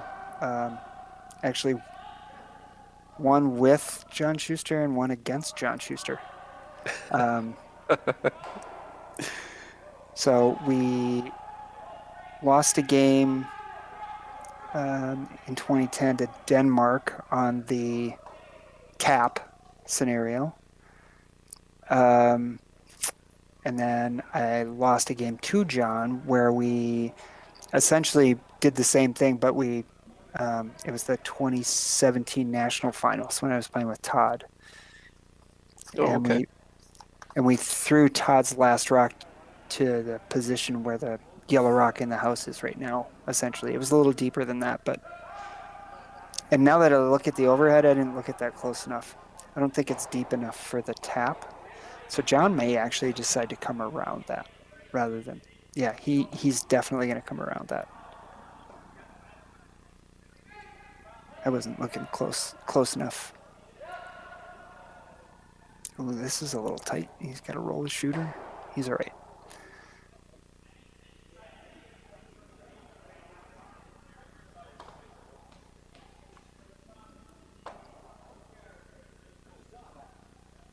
So he's looking at the tap. In the end, my guess is he's going to come around, though. It's like you know the guy or something. Yeah, it's just the way. So I think he's concerned about, like, kind of showing Casper the way in there if he throws the draw. Yeah, that's understandable. Yeah. So if you think about it this way, this tap, if I can get a quick zoom on that.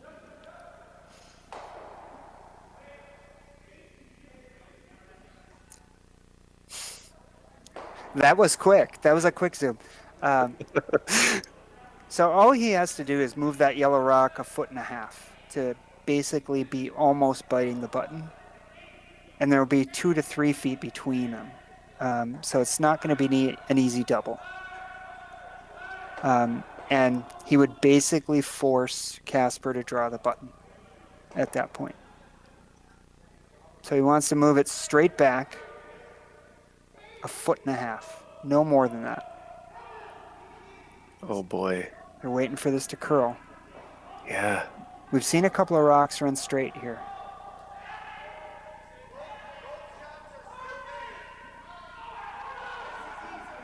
Curl. Look at that. That's a pretty good shot.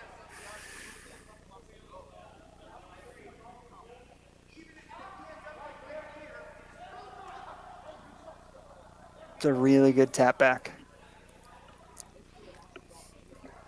Almost ended up better because it's half and half. Casper can't really take the chance on playing a hit on the back one. Because he can't quite see enough of it to guarantee that he'd stay. So he's playing the nose double here. For the win, Daniel Casper.